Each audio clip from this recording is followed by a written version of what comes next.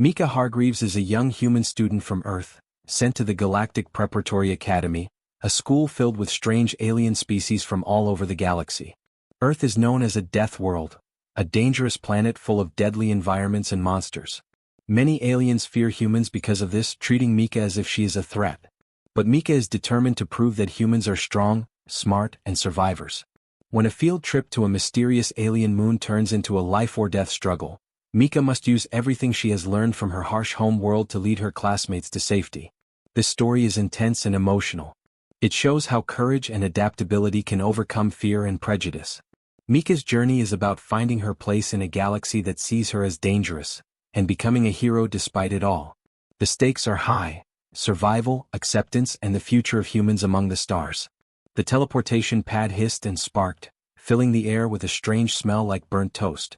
Mika Hargreaves stumbled forward, her stomach twisting in nausea. She blinked rapidly as her ears popped and the world seemed to tilt around her. Her duffel bag floated about 8 inches above the pad's surface.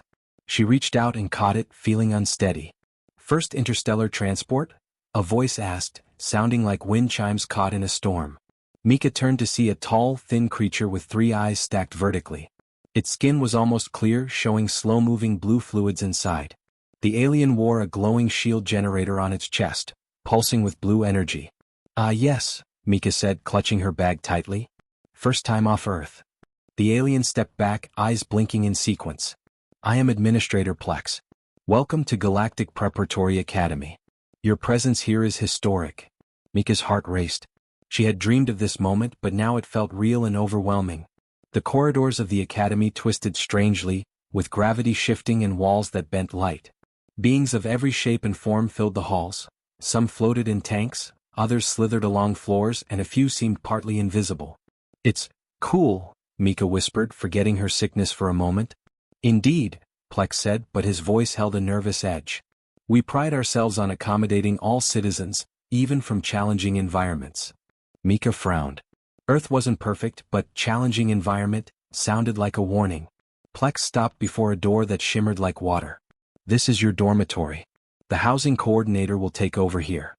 Please disclose any special environmental needs." Before Mika could ask, Plex was gone, leaving a soft hum of the shield behind. A small, wet-skinned alien with bulbous eyes appeared. She wore a dripping suit and smelled of a swamp. "You're the Earth student?" she croaked. "So brave." Mika nodded, feeling awkward. Earth seemed famous here, but not in a good way. "You'll room with Zixel," the coordinator said. "Very adaptable. Top of her class in tolerance." The door slid open. Inside, Mika saw a strange creature with 6 limbs and shiny rainbow exoskeleton. Its large eyes darted nervously. "Hi, I'm Mika," she said, smiling. Zixel froze, her limbs stiffening, and a high-pitched whine filled the room. "You're from Earth?" "Yeah, Portland, Oregon." Zixel backed away, bumping the wall. "There's been a mistake. I can't room with a Deathworlder." Mika blinked. "Hey, what?" "Humans are walking Class 5 hazards," Zixel said, antennae shaking. "They leak bacteria, have exposed flesh, and consume toxins. My parents forbid me exposure." Mika looked at her clean hands. "I'm not hazardous." But Zixel was already packing. "No offense, but I like being alive." Mika's heart sank. The coordinator sighed. "Earth is a Class 5 death world. Extreme temperatures, radiation, pathogens. Most species would die quickly there." Mika's breath caught. "It's home." "Yes. Remarkable but terrifying." She was moved to a private room away from others. That night, alone, Mika wondered if she would ever fit in. The next day, Mika sat before Mr. Yorn, a fuzzy creature with 4 eyes twitching nervously. He studied her Earth transcripts. "Your academic record is impressive," he said stiffly. "But education varies. Species from harsh worlds often lag in standards. You will start remedial classes." Mika's face burned. "You think I'm stupid?" "No, different priorities," he said quickly. "Your brain evolved for survival, not complex theory." Mika clenched her fists. She had aced her math exams. "I'm ready to prove you wrong." At her first class, Professor Zilk greeted them from inside a floating glass sphere filled with gently moving tentacles. "Welcome to Xenobiology 101. Today we study death worlds." A hologram of Earth appeared, showing deserts, icy mountains, deep oceans. "Earth is one of 6 known Class 5 death worlds producing intelligent life," Zilk said. Students gasped and whispered. Earth seemed like a nightmare. Humans survive extreme temperatures, injuries, poisons. Not by strength but endurance and teamwork, the professor explained. Mika sat stiffly as dozens of alien eyes stared at her like she was a monster. Who can name the deadliest natural environment on Earth? A glowing student said, deep ocean trenches. Good, said Zilk. What about deserts? Mika spoke up. The Sahara can reach 136 degrees Fahrenheit and freeze at night. Sandstorms, radiation, almost no water. The room fell silent. Exactly, Zilk said. And humans survive these extremes by adapting, not giving up. Mika felt a flicker of pride but also the weight of being different. As she shared stories of hiking deserts and surviving storms, some students fainted. After class, a small furry alien approached her. Do you really drink poison for fun? Mika smiled. Some humans drink alcohol. It's toxic but we enjoy it. The alien's eyes widened. Fascinating. A Maz. I'd love to hear more. For the first time Mika felt seen. Maz invited her to join a field trip to Lunax 3, a moon with strange forests and caves. Mika hesitated but said yes. The research ship was cramped and filled with safety gear. Security officers watched her closely, one's hand resting on a stun baton. Mika ignored the looks and focused on Maz's excitement. They landed near glowing floating forests and caves lit by bioluminescent fungi that communicated through light pulses. Professor Zilk explained the fungi's neural network, a form of collective consciousness.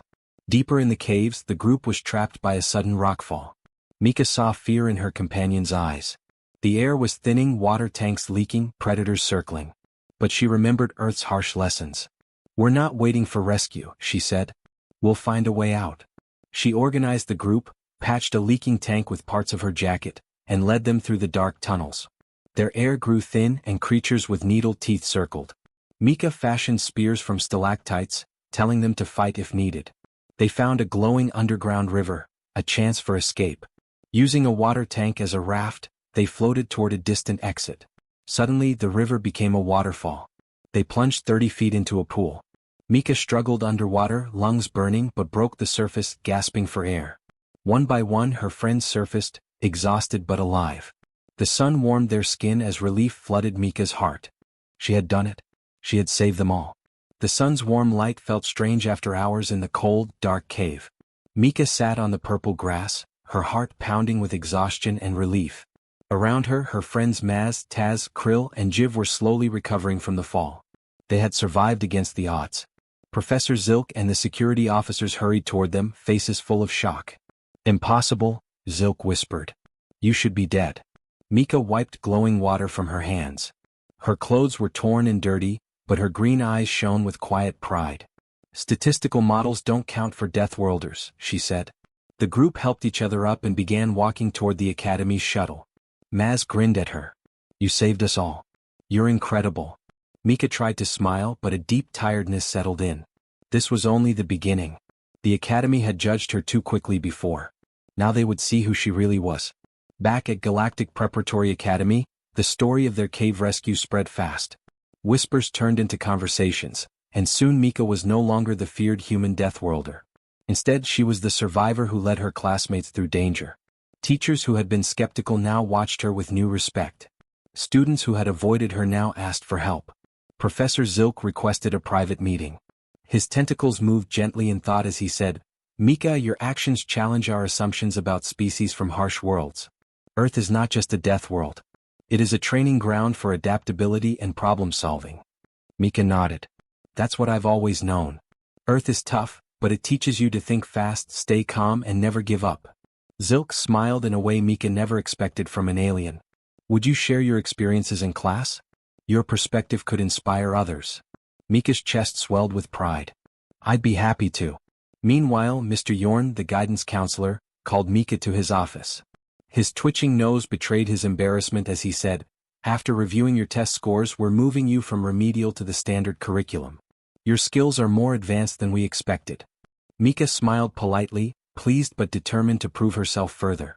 Her dormitory situation also improved. Miss Trill introduced Mika's new roommate, Pelk, a colorful alien who communicated by changing colors. Pelk was curious about Earth and eager to learn from Mika. Even Zixel, her former fearful roommate, approached Mika in the dining hall one day. Her antennae trembled nervously. "I want to apologize," she said. "I judged you wrongly. You are not a threat but a valuable friend. I would like to learn more about Earth." Mika smiled warmly. "Apology accepted. Earth may seem terrifying but it's home." From then on, Mika's days were filled with new friendships, challenging classes and growing confidence. She shared stories of Earth's deserts, storms and mountains, teaching others how survival shaped human strength. At the Academy's closing ceremony, Administrator Plex stood without his protective shield. "This term has brought unexpected lessons," he said. "True education means embracing diversity. It is my honor to present a special commendation to Mika Hargreaves of Earth for her exemplary use of evolutionary adaptations in crisis." The crowd erupted in applause as Mika stood to receive the award. She looked out at the sea of alien faces, tentacles, scales, crystals and more, all now seeing her as one of them. Plex continued, "Based on Mika's success, the Galactic Education Initiative will expand the program. Next term, 5 more humans will join us." The news sparked excitement. Mika felt a surge of pride. She was no longer alone. When asked to speak, Mika stepped forward. "I was confused at first," she began. "On Earth I was just a girl who loved hiking and science. I never thought of myself as special or from a death world. But here I've learned that Earth is a place of survival and strength. We face deserts, storms and extremes, not as monsters but as survivors." She looked at her friends. "Every species adapts to their home. We all have strengths. I'm proud of Earth and grateful to learn from all of you." The crowd cheered. Even Professor Zilk's tentacles waved in applause. Later, during the reception, Mika overheard security officers discussing her. "The Federation military wants Earth graduates for exploration missions," one said. "Their adaptability is invaluable." Mika smiled to herself. Her journey had just begun. Her friends raised glasses in a toast. "To Mika, who taught us that survival means facing danger, not avoiding it." Mika felt a deep belonging for the first time since leaving Earth. She was a student, a survivor, and a proud Earthling in the vast galaxy. After the ceremony, Mika's life at Galactic Preparatory Academy changed in many ways. No longer was she the fearful human Deathworlder. She was now a respected student and a symbol of strength. But respect came with new challenges. Some students still looked at her with suspicion, whispering behind her back. The galaxy was vast and fear did not disappear overnight. Mika knew she had to keep proving herself. She attended every class with focus, learning alien sciences and sharing her own knowledge. In xenobiology, she told stories about Earth's deserts, mountains and storms, explaining how survival shaped human biology. Her classmates listened eagerly, some even taking notes. Her roommate, Pelk, was fascinated by Earth's diversity. Pelk's skin shifted through beautiful patterns and colors whenever Mika described Earth's forests or oceans. Sometimes Pelk's shell glowed warmly, showing friendship. But one day as Mika walked through the Academy's twisting halls, she felt eyes on her, more than usual. She noticed a group of students watching her from across the corridor, their faces tense. Among them was a tall, armored figure she hadn't seen before. His eyes were cold and his posture rigid. The figure stepped forward. "You speak of survival and adaptability," he said, his voice low and harsh. "But can you survive our final test? The Deathworld Challenge." Mika blinked. "Deathworld Challenge?" He nodded. "It's a trial held once each term. Students face environments that simulate their home world's dangers. Only the strongest pass. I am Captain Vrak, leader of the challenge." A murmur spread through the crowd. Captain Vrak was known for his strictness and his own Deathworld background. "You human," Vrak said, locking eyes with Mika, "will face the Deadlands, a simulation of Earth's worst threats. If you succeed, you prove your strength. If not," his meaning was clear. Mika swallowed hard but felt a spark of determination. She had survived far worse in the caves of Lunax 3. She would not back down. The day of the challenge arrived. Mika stood with other students in a large chamber, filled with mist and strange smells. Holographic displays showed shifting landscapes, volcanic eruptions, icy storms, poisonous swamps. Captain Vrak explained, "The Deadlands test your endurance, courage and mind. You will face creatures and hazards designed to push you to your limits." Mika's heart pounded. She felt the weight of many eyes on her, expecting either triumph or failure. The doors opened and the students entered the simulation. Mika's world changed instantly. She found herself in a desert, the sun burning fiercely overhead. The sand was hot enough to burn her feet despite her boots. Suddenly, a sandstorm whipped up, blinding her. She covered her face, remembering Earth's deserts and how to find shelter. Using her survival skills, Mika spotted a rocky outcrop and ran toward it. Behind the rocks, the storm passed, but danger remained. Strange shadowy shapes moved nearby, Deadlands creatures designed to test her fear. Mika's breath quickened as a large insect-like monster approached, mandibles clicking. She grabbed a sharp stick from the ground and held it firmly. The creature hissed and lunged. Mika dodged, feeling the rush of adrenaline. She remembered the cave spears she had made and thrust the stick at the creature's glowing eyes. The creature shrieked and retreated. Her confidence grew. This was not so different from Earth's challenges. Next, the environment shifted suddenly to a frozen tundra. Ice cracked beneath her feet. Mika's breath formed clouds as cold wind whipped around her. She searched for warmth, huddling in a small cave. Her fingers numbed, but she focused on slow, steady breathing, lessons from climbing Earth's mountains. Suddenly, a pack of frost beasts with glowing eyes appeared. They circled her, growling low. Mika found a sharp icicle and prepared to defend herself. The beasts lunged, but Mika fought with skill and heart. One beast bit her arm, but she did not give up. Using the icicle, she drove them back until they fled. Blood burned in her veins, but she pressed on. Finally, the landscape shifted to a dark jungle filled with poisonous plants and glowing spores. Mika's eyes watered as the air filled with toxic gases. She covered her mouth and nose with cloth, recalling her mother's spicy chili stories and Earth's harsh environments. Moving carefully, she avoided the deadly plants. But then a giant snake-like creature dropped from the trees, coiling toward her. Mika held her ground, using a sturdy branch as a staff. She dodged its strikes and found a way to push the creature back into the shadows. Her body ached, her spirit pushed to its limits, but Mika refused to yield. Hours passed. The simulation tested her endurance, courage, and mind. Exhausted but unbroken, Mika emerged from the Deadlands. Captain Vrak awaited, expression unreadable. "You survived," he said finally. "More than that, you thrived. Your adaptability and courage are remarkable." Mika nodded, breathing hard. "I'm just a survivor." Vrak's eyes softened. "That is enough." Word of Mika's success spread quickly. Even those who doubted her began to respect her strength. But Mika knew her journey was far from over. There were more challenges ahead, more prejudices to break, more mysteries to face. For now, she had proven that humans were not just dangerous, they were powerful, adaptable, and survivors. After the Deathworld challenge, Mika felt a quiet confidence growing inside her. The Academy no longer saw her as just a dangerous anomaly but as a capable student with unique strengths. Still, she knew the road ahead was full of challenges. One morning, Mika received a message from Maz inviting her to join the Xenobiology Club's next expedition. They planned to visit a newly discovered planet with extreme environments, not as harsh as Earth but still full of surprises. Mika agreed eagerly. She was eager to learn more and prove her skills outside the Academy's walls. The group assembled aboard a sleek research ship, equipped with advanced scanners and safety gear. Professor Zilk was the faculty advisor, and security officers accompanied them to ensure safety. As the ship left the Academy's orbit, Mika looked out the window. The galaxy stretched endlessly, full of wonder and danger. Their destination was Xylaris, a planet with deserts, frozen tundras, and thick jungles, all within a single region. Upon landing, the team geared up and stepped onto Xylaris' surface. The air was thin but breathable. The sun was brighter than Earth's, and the landscape shimmered with strange colors. Mika led the group cautiously, using her survival training to spot safe paths and potential dangers. As they explored, they encountered creatures adapted to Xylaris' extremes: shimmering lizards that changed color instantly, giant thorny plants that snapped shut when touched, and clouds of glowing spores that floated in the air.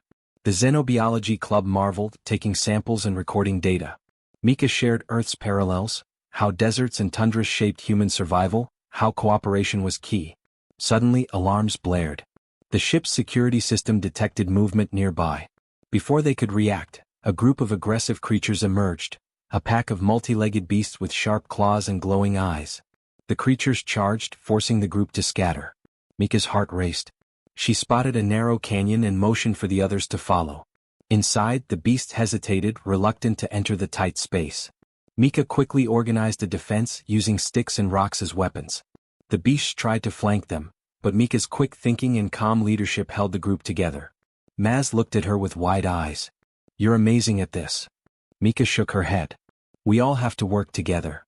After the creatures retreated, the team took stock. No one was hurt, but the encounter reminded them of the planet's dangers. As they continued, Mika noticed strange glowing markings on the rocks, patterns that seemed almost like writing. She pointed them out to Professor Zilk, who grew excited. "These may be signs of an ancient intelligent species," he said. The group decided to explore deeper caves nearby, hoping to find more clues. Inside, the walls shimmered with bioluminescent fungi, lighting their path. Suddenly the cave rumbled. Rocks shifted and a narrow passage collapsed behind them. Trapped, the group faced dwindling air and rising panic. Mika took charge, calming her friends and searching for another exit. Using her knowledge of caves and survival instincts, she led them through tight tunnels and over slippery rocks. After tense hours, they found a hidden passage leading to the surface. Emerging into the sunlight, the team cheered. Mika's leadership had saved them again. Back on the ship, Professor Zilk praised her. "You embody what we hoped humans would bring: adaptability, courage, and quick thinking." Mika smiled, feeling pride and belonging. News of her success spread, inspiring other students to challenge their fears and prejudices. Mika's story was no longer about being a dangerous Deathworlder, but a bridge between worlds, a symbol of hope and strength. But deep inside, Mika knew the galaxy still held many dangers. She was ready to face them all. The months passed quickly, and Mika found herself more comfortable than ever at Galactic Preparatory Academy. Her friends, old and new, respected her for her courage and strength. Her professors sought her insight, and even the students who had once feared her now saw Mika as a symbol of hope and unity.